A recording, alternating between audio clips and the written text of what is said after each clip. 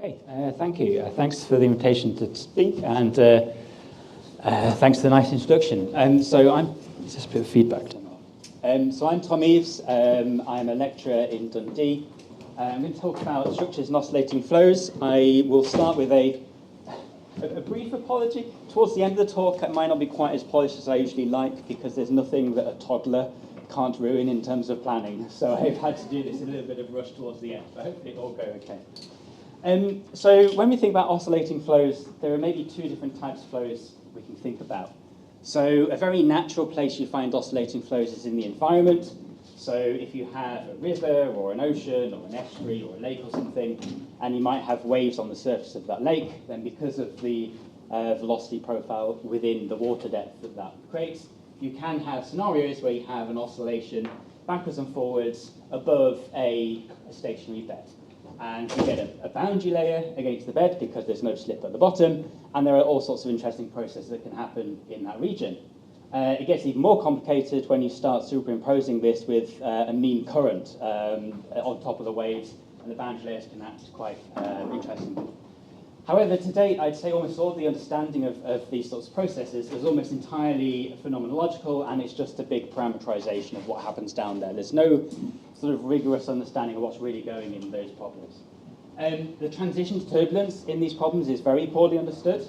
So here, these authors performed an experiment in a flume where they were basically oscillating the flow backwards and forwards sinusoidally, but with an ever-increasing amplitude over time, so they could sort of see how that would transition towards turbulence.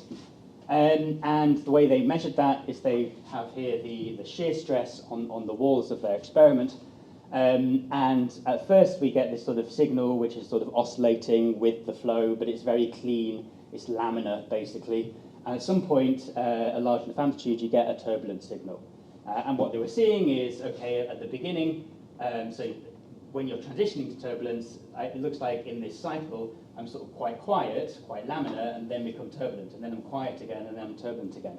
And so during the transition phase, they were seeing when you're accelerating the flow, you typically see laminar features, and when you're decelerating the flow in this oscillation, you start to see some turbulent features. So that's sort of like some of the things that are going around, sort of things we want to understand. I'm actually going to talk about a somewhat different type, or at least on the surface of it, somewhat different type of oscillating flow, where instead of having a stationary base and the flow is oscillating above it, I have a stationary fluid and the plate is oscillating, the bottom boundary is oscillating, or whatever boundaries are oscillating. In some sense, it's a very different flow, but actually at least on a linear level, they're actually identical. There's a transformation between those two flows. There's a lot of similarities between them. But the reason I started looking at this is some observations a few years ago by these authors. They were looking at the flow between two parallel plates, just pressure-driven flow between those plates. And then if they took the walls of those plates and started oscillating them side to side, they were able to reduce the friction, the drag force on those plates via that oscillation. And they tried all sorts of elaborate things, like not just taking the whole plates and moving everything. They sort of introduced little surface actuators that could sort of send travelling waves of oscillation down the plate. And if you tune your wave number and frequency right, you can get a lot of drag reduction. So up to 25% reduction. And this is seen as so significant that Airbus is sort of taking this up, and they're now designing airplanes with wavy wings, like wavy surfaces on their wings, to try and make use of this drag reduction phenomenon. But again, all of the explanation for this is very phenomenological. Like why do we get drag reduction when we oscillate the walls? And the only answer is it disrupts the structures. There's a little bit more to than that. It's sort of there's a bit of explanation of which structures, but it's very vague. So I sort of said, well, I'm not satisfied with that. I want to understand what's actually really going on. So this is work funded by EPSRC to sort of look at a more mathematical description. It answers two main questions. The first is a maths question, is in general, if I have a chaotic dynamical system of which turbulence is an example, how do they respond to periodic forcing? It's a very mathsy question. And then on the fluid side is, well, actually, which fluid structures exactly are responsible for this drag reduction? Because this is a fluids audience, I'm going to focus on this second question today, or actually like moves towards answering this second question. And if we can answer both of those, then maybe we can think about optimizing this forcing to get even more drag reduction. Okay, so I want to talk about oscillating flows, but actually the very first thing I need to do is tell you about steady flows, because it's only when comparing the steady flows to the oscillating flows you start to understand what's going on. So if we think about things like transition to turbulence and various structures in these things, a very nice place to start is plane quet flow. So plane quet flow is very simple. It's two plates moving opposite directions at constant speed. And that is shearing the fluid. And that sets up a nice laminar flow, which is just a steady shear between the two plates, just a straight line shear. However, well, in this problem, there's one parameter. It's the Reynolds number. That's all there is going. If the Reynolds number is small enough, you will observe that laminar flow, that just constant shear flow. If the Reynolds number is large enough, and you do an experiment, for example, you will actually see turbulence in this flow. That, if you've got your fluid sprayed on, kind of makes intuitive sense. But when you sort of delve into what's really going on, if you do, say, a stability analysis, particularly a linear stability analysis of that steady shear, that laminar shear flow, you'll find it is stable. You'll find it stable at every single value of the Reynolds number. So for a long time, there was a question, why, it makes intuitive sense that we see turbulence eventually at large enough Reynolds number, but why do I see turbulence in a problem that is apparently stable? Through a lot of kind of late 80s and through the 90s, people were trying to answer this with something called linear transient growth. This is the idea that when we say this flow is linearly stable, we mean that if you do a small perturbation to the flow, that perturbation will eventually decay. If you wait long enough, everything exponentially decays, and that perturbation will decay. But that is a statement about long times. Linear transient growth is basically the fact that over shorter periods of time, disturbances can gain energy before they eventually decay exponentially. So the idea was, well, maybe what's going on here is that there are these linear transient mechanisms where I gain a little bit of energy over short times, and suddenly I now have some energy, and so the flow forgets that it's linear, and it suddenly triggers turbulence. That was the idea, and there's a lot of search for these structures. Sort of parallel to that, there was an idea of bypass transition. So well, actually, in a real flow, like an experiment, there's always noise. There's always small imperfections on the walls or whatever. And that noise, if it's big enough, is just going to trigger some turbulence. Right? If you've got a bit of noise, you're going to trigger turbulence. And that's it. We don't even need to understand anything else. That is how you transition turbulence. There's a bit of noise, and that's how you get turbulence. What I want to sort of convince you over the first part of my talk is actually the best way to think about this is from a dynamical systems point of view, not necessarily from either of those other 2 points of view, although they can be helpful to sort of guide way of thinking. So do these flows have linear transient growth mechanisms? That they do. They are best understood from a physical perspective. You can write out the equations, but they're best understood like this. There are two main ones, and I should preface this by saying that the way to understand these mechanisms is pretending you're in an inviscid world, because they are inviscid mechanisms.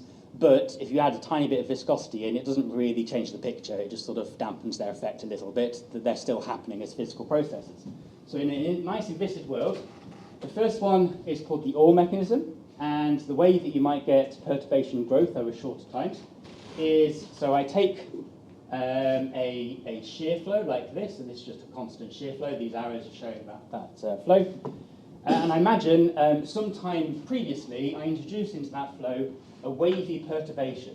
And this is supposed to be a wavy velocity perturbation. It says high, low, but plus, minus is sort of the best way to think of that.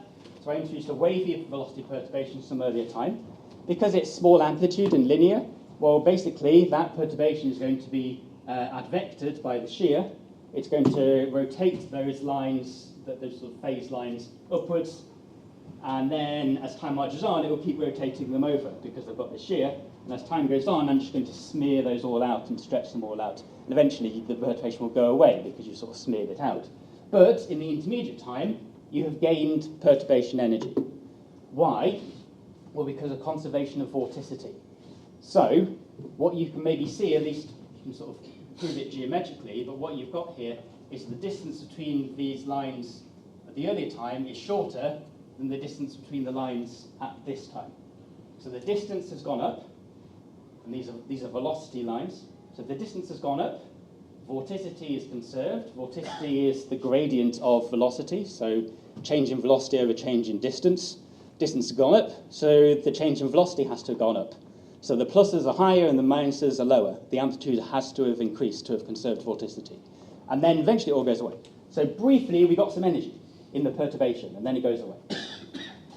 The other one is maybe a little easier to understand. It's called the lift-up mechanism, but again is based on conservation. This is times conservation momentum.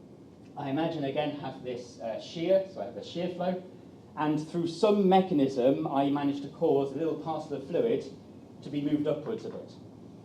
As that parcel of fluid moves upwards, it retains its momentum, and so, well, in this particular example, it's now going slower than all of the blobs of fluid surrounding it, and so you get a defect in the flow of slower than expected momentum. So it's, in terms of perturbation, that is a perturbation away from that initial shear. And if you through that mechanism, you keep accumulating and you keep moving parcels of fluid upwards to this location, you can get a very large region which is all suddenly going slower than you expect. There's a large perturbation, which eventually goes away, because eventually all the momentum equilibrates, particularly when you've got a bit of viscosity in there. So those are sort of ways you can get temporarily a bit of energy in the perturbation before everything goes away. So does something like this explain how you transition to turbulence in co-wet flow? The answer is kind of no, but they are useful. So what's really going on, this is a cartoon of the state space of this problem. Somewhere in the state space there's the laminar state, and somewhere else there's turbulence, because we observe both of them if we get our parameters right. The laminar flow is linearly stable, which means if you start a little distance away, as an initial condition, you will be drawn back towards the laminar state. But turbulence also exists, so if you start somewhere else, it is possible to be drawn into the turbulent state. And so I can populate every single initial condition I can think of as belonging to one of two halves, any initial condition which eventually goes towards laminar, and any initial condition that eventually goes towards turbulence. And I have split them with this dividing line, which in the industry we call the edge, or the edge manifold. It is this dividing line between those two types of initial conditions. What linear transient growth does to try and explain how I suddenly pop out at turbulence, it linearizes the system around the laminar state, so it looks in a very, very small neighborhood. It doesn't know anything about this other structure because you've thrown away the nonlinear term. You just know about the tiny little local neighborhood of the laminar state, and then you learn, oh, if I perturb in that direction, I will transiently get a bit of energy, and maybe that energy is enough to suddenly trigger some turbulent episode. But all you know is the direction to go, because you've linearized, you don't know the amplitude. So the linear transient growth, you say, okay, that's the direction, the best direction to just move a tiny bit away from the laminar flow to get a lot of energy, ultimately. And then you start going, well, okay, I need to put an amplitude on this, so let's put this much amplitude on that, and I get loads of energy, and then I decay back to the laminar state. Okay, that wasn't enough initial energy. I'm going to put that much amplitude on my linear optimal. And okay, I've got loads of energy, and then I return back to the laminar state. And then you keep sort of fine-tuning what amplitude you're going to put on your linear answer, and you find, oh, I put that much amplitude on, and I have turbulence. And I've solved the transition to turbulence problem. Because I've sort of said, okay, this is a linear mechanism, tells me where to go, I just need to work out the amplitude, and now I've got turbulence. And that's how I transition to turbulence. But you look at this and you say, well, no, that is not really the right answer. When you linearized around here, you forgot about the whole picture. You were just looking at a direction to poke your flow in to try and get some energy out of it. But really, in a nonlinear sense, you're actually interested in this shortest distance, like the smallest amplitude thing you can actually do to your system in order to transition to turbulence. So let's forget about that. This is an inherently non-linear object we have to find, which doesn't have anything to do with the linearization around the laminar state. Really, we want that initial condition right there, the initial condition that's just on the other side of the edge, that's just the smallest thing that you can do to sort of kick your problem into turbulence. Okay, before I go on to that, if we can find that initial condition, then maybe we can study it, and then we can study how it transitions to turbulence and understand something about the structures of the flow. To sort of illustrate what that might do, when I was drawing this cartoon, I didn't discuss what happens to initial conditions on the dividing line. So I said everything below eventually goes to laminar, everything above eventually goes to turbulence. What if you're on the line? If you're on the line, basically you have to ride the line, and what you end up thinking about is that that line is actually part of a saddle point that is dividing these two types of behavior. Just like how a landscape of hills, where the laminar state is in the bottom of the valley, the turbulence is the bottom of the valley, and I have this ridge between them, that's my blue line, but that ridge has a little saddle, it has a little dip, which is that edge state. And so I'm going to rush towards the edge state and then maybe go off to turbulence, kind of like that. So that's the sort of thing I want to find. I want to find that initial condition there, and then I want to study its trajectory to try and understand how I transition to turbulence. Finding this initial condition is an absolute nightmare. I won't go into details except to say I find it by optimization. I basically say I want to solve an optimization problem where I find the initial condition that grows the most over long times. Because that minimal seed, almost by definition, is the thing that does grow the most over long periods of time.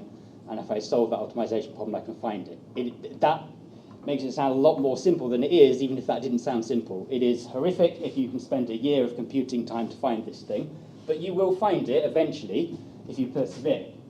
And this is what it looks like.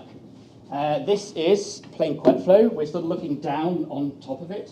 I think like the wall's sort of going like that. These surfaces are surfaces of streamwise velocity. So this is going to be shearing this way, and this is surfaces of velocity in that direction. And this is perturbation away from that laminar shear. The two different colours are basically plus or minus 60% of the maximum, just to sort of get a picture of what's going on. The movie is sort of from this angle for what's going to come later, but if you were to see it from that side, you would see that these structures are tilted against the shear, and the very first thing they're going to do is be rolled over by the shear. So they're going to get some energy out of the flow because of conservation of vorticity by being rolled over, and then we'll see what happens. So as this evolves forward time, they roll over, they stretch out in the shear. They are now sort of these oblique structures which very quickly streamwise align through some sort of nonlinear interaction, and then it looks like nothing happens. This is that saddle point. We're at the saddle point. We spend a very long time there, and eventually the flow realizes the saddle point and it starts rolling down the hill towards turbulence, and it's doing that just now. So there's an oblique stability, and eventually it will transition down to turbulence. And then I think the move will replace. So, structures. This whole talk is about structures in flows. This is the structure I want to understand. Right? I'm here for a very long period of time. It seems very robust. It is unstable because I eventually leave it, but this is the structure I want to understand. Why am I understanding this sort of saddle point structure? Well, there's a lot of evidence that if you actually look at fully developed turbulence, you see things like this. Like there are things like this buried in fully developed turbulence. So if I can understand this, I've understood a little bit about, not everything, but a little bit about how turbulence is working in these flows. So, what did we see? We saw big, long, streaky structures. There were two different colours, plus, minus. They were positive, negative perturbations. They were very large amplitude. In that movie, there wasn't like amplitude information, but they were very large amplitude. And what we see those to be is it's a realization of something that's been around in literature for quite a while now, but it is something called the self-sustaining process that is keeping these structures there and long-lived. And so this sort of cartoon shows that. So these are these streaks. That's what we were visualizing in that movie, these streaky flows. Typically, they are of order 1, the same size as the mean flow. They're very large amplitude structures. How do they exist and how are they sustained? The way I like to think about this is I take those streaks, which are in the flow direction, and I take a plane perpendicular to that. So I sort of cut a plane through them, and that's what's seen here. If you were to examine the velocity in that plane, you will see very, very, very small amplitude roll-like motion going round and round in rolls around these streaks. Very small amplitude of size 1 on the Reynolds number, but it's there. See this very small amplitude rolling motion. And that is basically like the powerhouse behind this whole process. As these rolls are transporting fluid round and round and round in this cycle, they are moving like fast-flowing fluid up here into regions of slower-moving fluid, and then moving slower fluid up into regions of fast-moving fluid through that shear. That lift-up mechanism I'm talking about, they're moving particles of fluid up and down to create a defect in momentum in the other direction. So they're very, very small amplitude, and but it's just enough to sort of lift little particles of fluid up, and then as it keeps accumulating fluid in the same locations over time, I get a very large momentum deficit in specific locations where these rolls are sort of depositing fluid. If that were the full story, then we wouldn't have the structures we saw in the movie. If that was the full story, this is very, very small amplitude rolling motion. I have viscosity in the problem. They would just decay because of viscosity. Like, they just go. They're so small amplitude, they would go. And they would decay to viscosity, so these big streaks would decay, and I wouldn't have anything left. So how does it sustain? How did I stay at that saddle point for such a long period of time? Well, that's the third part of the puzzle. And because I have these very large amplitude streaks now, they're not just going to sit there happily in the flow. They are unstable objects. They're very large, nonlinear. They're unstable. And that instability manifests itself as waves, very small amplitude waves. And if you tune your parameters just right, those waves, the instability of the streaks, these streaks get a bit wavy, they inject energy back into the rolls to keep them going round and stave off viscosity. It's a very delicate balance, because if the waves don't inject enough energy, everything will just decay because of viscosity. If the waves inject too much energy, you'll break down to turbulence. So there's a very specific amount that you need, and that's why it's a saddle point rather than anything else. But if you tune everything right, you can sustain that motion. And people often visualize it with this particular sketch where I've got streaks which become unstable, which then create these rolls or vortices which lead to streaks, and I've got this thing going on. And in the steady flows, the idea here is I have everything going on all at once to make this thing nice and steady. So, how does that change when I have an oscillating flow? Well, I've told you everything I want to tell you about steady flows. What about oscillating flows? Well, an oscillating shear flow, going backs, forwards, backs, forwards, backs, forwards, can I get anything that looks like this object? This object relies on these tiny little rolls depositing fast or slow momentum in the same place over a long period of time. And if the shear flow is going backwards, forwards, backwards, forwards, backwards, forwards, backwards, forwards, can I guarantee that I'm always going to be depositing the right sign of momentum in the same place where the flow is oscillating? So maybe if I've got an oscillating flow, I just can't make this happen because I sort of need the time to accumulate the right thing in the same place all the time. So, well, let's see.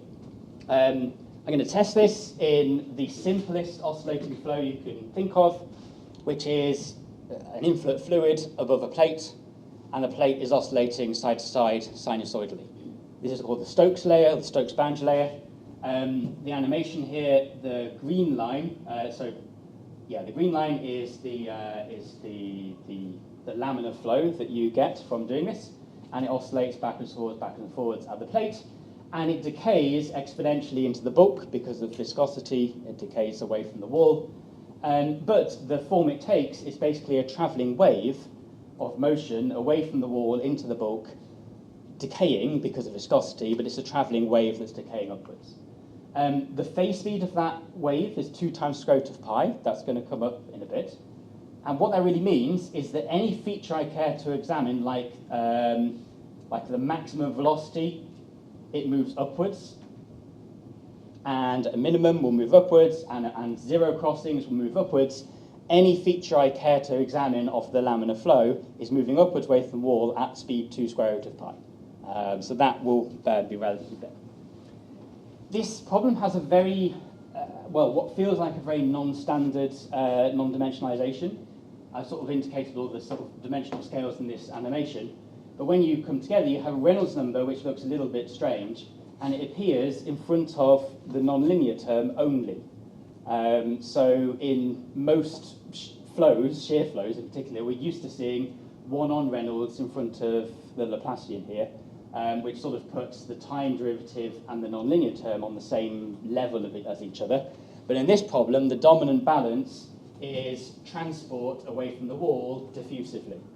And then anything that's nonlinear has to happen much faster, it turns out, because I've got this big Reynolds in front of that. This is a subcritical flow, which means this motion is linearly stable until a Reynolds number of 2,511, but I observe turbulence all the way down at Reynolds number about 600. So I have this large scale where the laminar flow is stable, but I still have turbulence, so I can perform the same game as I'm performing with the ordinary shear flow.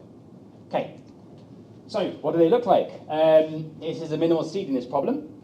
This is the initial condition. I apologise, the first few frames, things change quite a lot.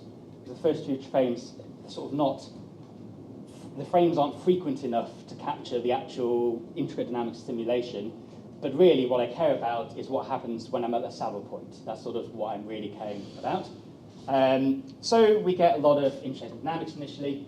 I get streaks this way, where the shear is going the opposite direction, and then suddenly at some point later, I get streaks in the same direction as the shear, just as I did in plane flat flow. But the way that they work is they're not still anymore. So a streak is about to form right at the bottom, here, this one. And as the oscillating shear goes back and forwards, that streak rises upwards. It rises upwards, it reaches a certain height, and dissipates. To be replaced by a new one that has formed in the wall, which then rises upwards and dissipates. And then that is replaced by a new one near the wall, which rises upwards and dissipates. So I seem to have these streaks. What has changed, so basically transiting to turbulence, what has changed for these streaks is that unlike plane wet flow, they're not still. But like plane wet flow, they exist, right? They exist, they fill the whole domain, but they are moving, they move upwards, they dissipate, and then a new one forms, it moves upwards, dissipate, new one forms, moves upwards, dissipate. That is the process we want to understand. So why does it form in the first place? Why does it move upwards? How quickly is it moving upwards? Can I understand that? The more subtle point is that maybe you might have sort of got an impression that as these things move upwards and then dissipate, so at the start of the movement we have the wrong sort of structure, but very soon we'll have these ones again. When they move upwards, they dissipate around about here every single time. They don't go any further, they don't propagate off to infinity, they dissipate there. So what is going on? Well, why are we sort of confining all of this down in the boundary layer? So, to answer this, this is where my postdoc stepped in. So I should have said right at the beginning, the other name on my tag side is Jorge Sandoval. He is a postdoc with me in Dundee. And he has been spending a while, well, this is currently under review, trying to understand this process. So basically, trying to get at the saddle point and find it, and then really understand the physics of it. The way we find that saddle point is something called edge tracking. It sounds elaborate, but it's actually fairly straightforward. If you have a code that can simulate fluid flow, you can do edge tracking with a bit of adjustment. What you do is you find an initial condition which over time relaminarizes, and you find another initial condition that over time goes towards turbulence. And now you know you have 2 points, 2 initial conditions on either side of the edge. And all you do then is you bisect them. So you bisect between those 2 points, and as you do so, you will, it's like the energy that you measure, for example, you will start tracking along something that just keeps going, that neither diverges to turbulence or relaminarizes, and you can keep iteratively bisecting that process. So what does it look like when you do?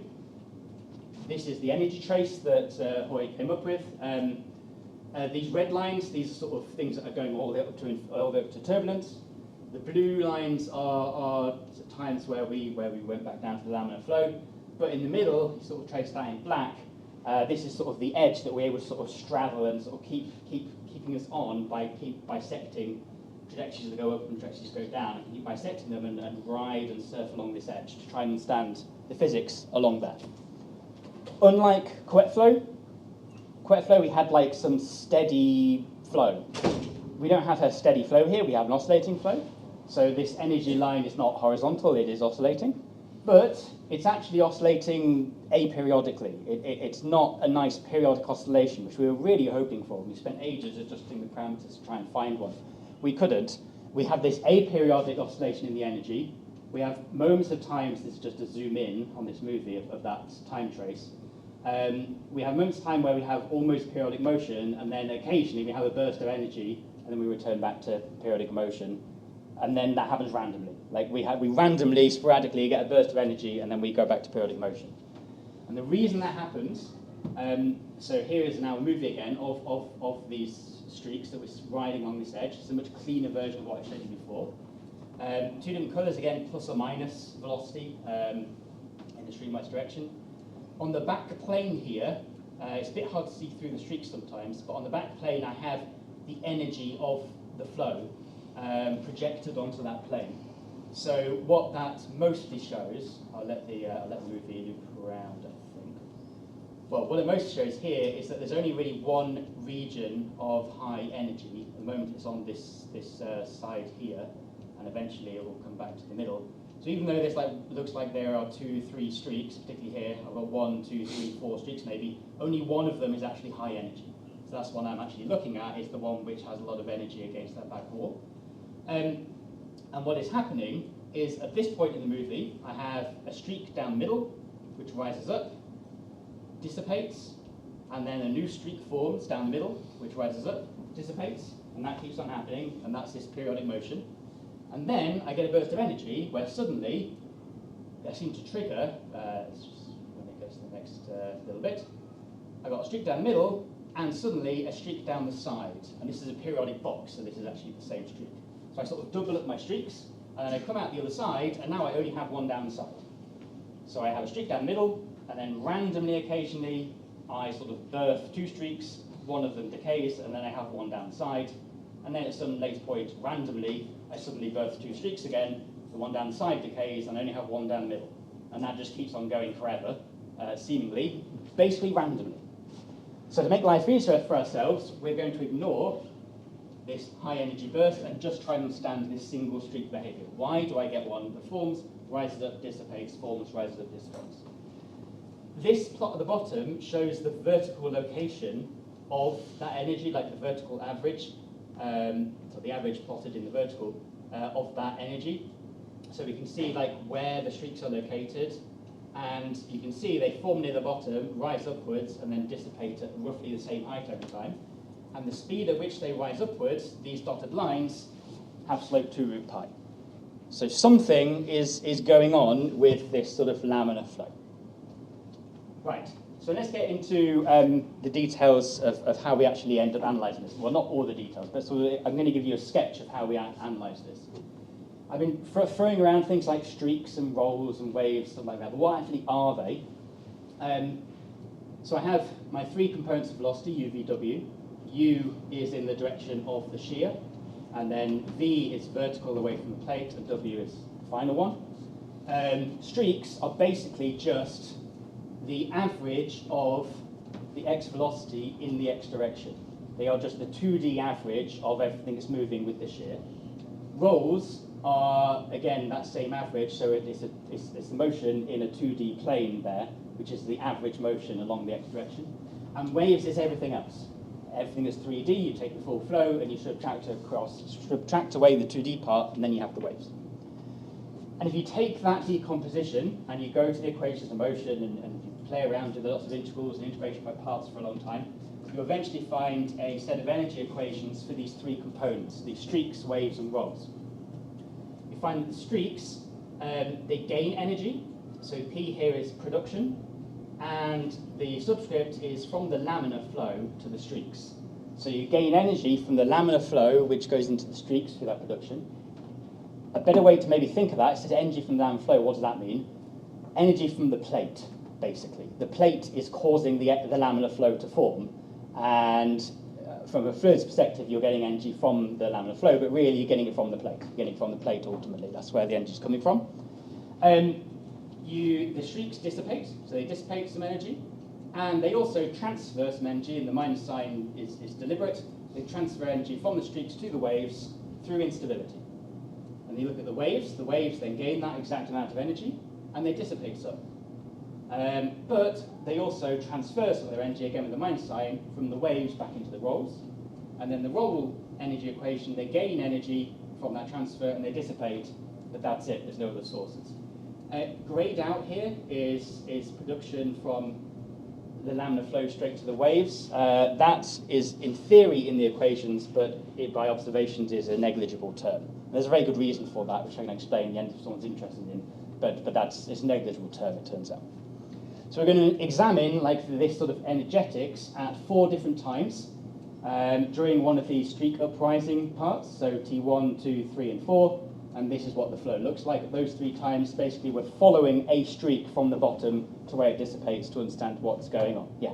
Yeah, just a quick question. Is there any Reynolds stress feedback from the waves to the streaks? In theory, in that term, there are things that could have the opposite sign, but what we see is that anything that could go back is negligibly small. So yeah, in theory, yeah, but it turns out this is the only way that we care about the energy going. So what these energetics look like, here is the total energy for the 3 different components, and also the total. The total is in black. You can't really see it because overlaying almost immediately is the energy of the streak. So the streak is the energy. Basically, almost all of the energy in the flow is in the big streaky objects. The rolls are several orders of magnitude smaller in energy, and the waves are a tiny bit bigger than that, but they're still much smaller than the streaks. So we have this very clear hierarchy. The streaks are much bigger than the waves, which are much bigger than the rolls. So that sort of comes out straight away. What about all these transfer terms? Well, how can we understand what's going on? At the top here, like the top level, this is the transfer rate. I have the production from laminar flow with the circles. Is basically the largest term, but it is overlain almost perfectly with the dissipation of the streaks. So the streaks gain energy, and then they dissipate it. Pretty much all of it, it just goes. There is a slight time lag, and they don't quite get to the same amplitudes, but the streaks gain energy and they just dissipate it. Except there is a tiny, tiny amount that the streaks transfer to the waves with these upper triangles, and that is down at this level here. So a tiny amount is transferred to waves. And the waves dissipate almost all of it. That is the overlying of the downward triangles. The waves get energy and they just dissipate it. But a tiny, tiny amount makes its way into the rolls, which is this transfer from waves to rolls with these diamonds. And again, most of that is then dissipated. So actually, this sort of cartoon we had before of everything happening all at once in a big cycle, even on that steady flow, should really be corrected to represent something like this in terms of the energy. We get energy from the laminar flow into the streaks and it's dissipated. That's basically what's happening, and only a tiny, tiny amount makes its way into waves. And of that goes into waves, it's just dissipated. But then a tiny, tiny amount makes its way back into the rolls and it's dissipated. So this is sort of more the energetic version of that. But in our oscillating flow problem, we have a bit more going on, because we need to explain why these things move upwards at 2 root pi, and we need to explain the sort of sequentialness. In the flow, everything is all happening at once. Here, I have a peak of streak energy, a little bit later, that's a peak in wave, a little bit later, it's a peak in roll, and then a little bit later, another peak in streak. So I have this sort of this, then this, then this, then this, temporally, which I also need to try and explain. So, basically, the last 2 slides, I want to try and get that across. What is actually happening in this problem? So these plots show those 4 times again. We're following one streak as it moves upwards. The red closed contours here are the location of that streak. So at the beginning, it's near the bottom, and then it gradually rises up towards a certain location as it rises up through the fluid. The background, these sort of lines with arrows on them, that is the roll streamlines. So I've sort of projected onto that 2D plane, and this is the motion in that plane. Very small amplitude, but it is the streamlines of those rolls. And what you maybe see is that the roll streamlines in the background look basically identical at all 4 times. And if I carried on in the cycle and looked at the next 2, 3 times, they look identical. They are always, at least when I've just got one roll doing its one streak, forming, going up, dissipate, form, going up, dissipate. Whenever I have that, the rolls just don't change. They're just there. So that is the backdrop, which is going to help us explain everything that's going on. So the rolls are just there. in this little channel where the streak forms and rises up, the roll velocity is upwards, so I've got motion like this, and in that channel it's upwards. But above it, sort of for mass conservation, I have another counter-rotating pair on top that's going the other way. So the rolls create a stagnation point, and that stagnation point is in about the same place every time. And what you can maybe see here is what the streaks are doing, looks like, is they are forming near the wall, they're rising upwards, they're overlapping with this stagnation point, and that is where they dissipate. And that's why it's the same location every time, because that's where the stagnation point is. We can be a bit more precise. So the rolls are the same all the time. There's this stagnation point. In this channel where the streaks actually form, the roll velocity is vertical, it's always positive. And now I look at the streak production. Before I just gave it a label, this is what it looks like if you write it out. Got line sign, Reynolds number, the streak velocity, the roll velocity, and the gradient of the laminar shear. This is where I'm getting energy from the laminar shear. Moving things up and down through a laminar shear gives me energy. But in this channel, V is always positive. For production, this should be positive, not negative, for it to be production. So if I want a positive streak, for example, I can only do that in regions where the shear is negative. If I want a negative streak, I can only do that in regions where the shear is positive.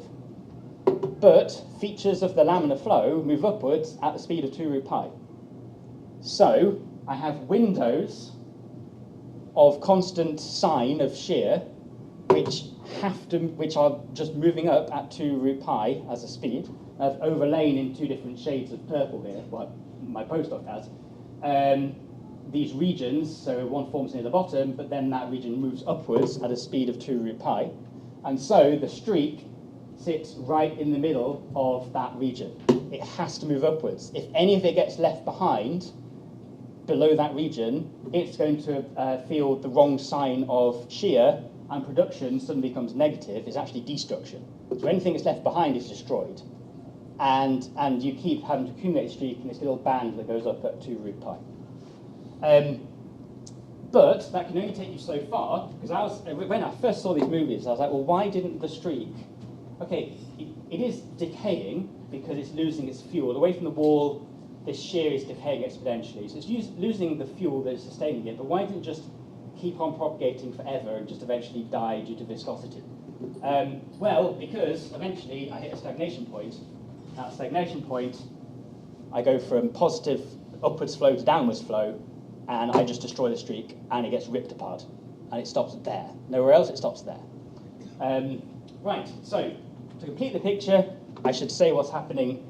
So that's the rolls are there, and they make these streaks, but how does the rest of the thing happen? What is the instability of the streaks, and how do the rolls keep going? This is a very similar plot. Again, these sort of red closer contours of where the streaks are. So they start at the bottom, move up, move up, move up, and then get to the stagnation point. And the lines, the dotted lines, are contours of total streamwise velocity, not just streak, but streak plus laminar, the total streamwise velocity. The reason for doing that is that I'm looking at waves and they're in instability of a shear flow. For those of you who are familiar with those sorts of things, we are probably thinking about things like critical layers.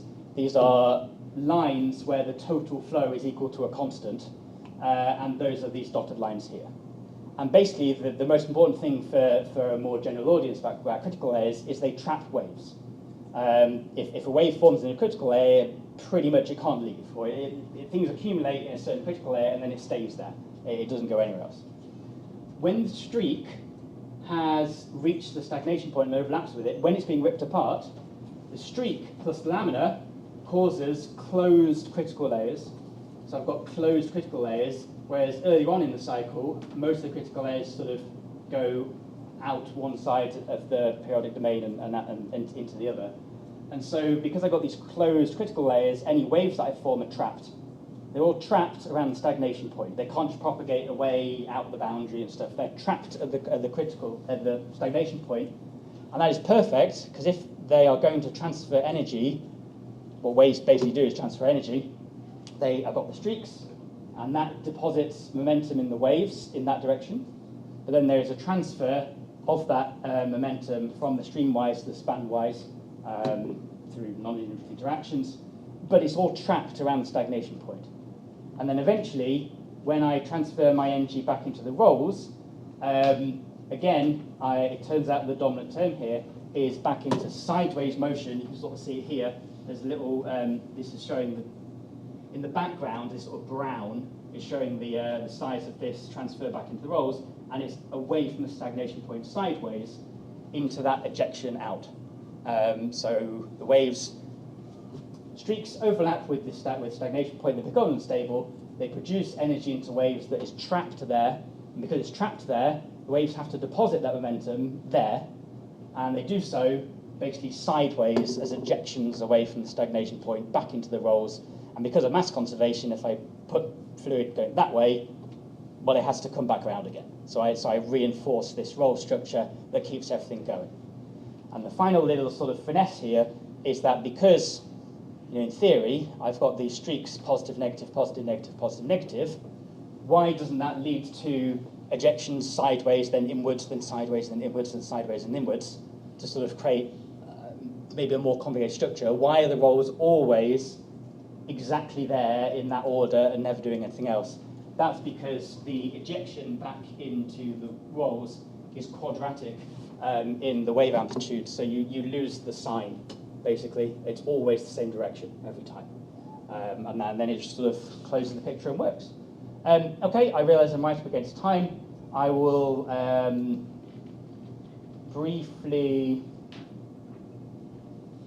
briefly summarise what this plot shows. So we started this discussion saying, like, in turbulence we have drag on the walls. We're not doing the drag reduction problem yet. We haven't got a shear flow with oscillating, but we are still interested in looking at what is the drag associated with these structures. When you're oscillating this flow backwards and forwards, there are some, even with the laminar flow, there are some moments in time where the plate is having to drag the fluid along with it, and that requires energy. But there are other periods of time where the fluid is already going in the direction you're trying to move it. And so the fluid has inertia, and so actually you don't need to put in as much energy in order to make it move.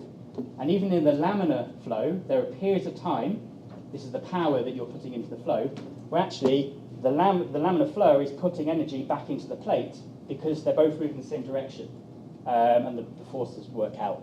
They're both moving in the same direction, and so the fluid facilitates the plate to keep on moving in the direction it's going. But then the plate has to turn backwards, and that requires power. All of these structures we looked at, all of these streaks, they are almost exactly out of phase with that. They basically pretty much never cost any power to form, and they only ever give energy back to the plate. So their inertia sort of almost sustains the inertia of the laminar flow in the direction that they need to be going, and give energy back to the plate from time to time. This isn't the drag reduction problem, but it's sort of a little insight to what might be happening in these flows. The drag reduction problem is when I add shear.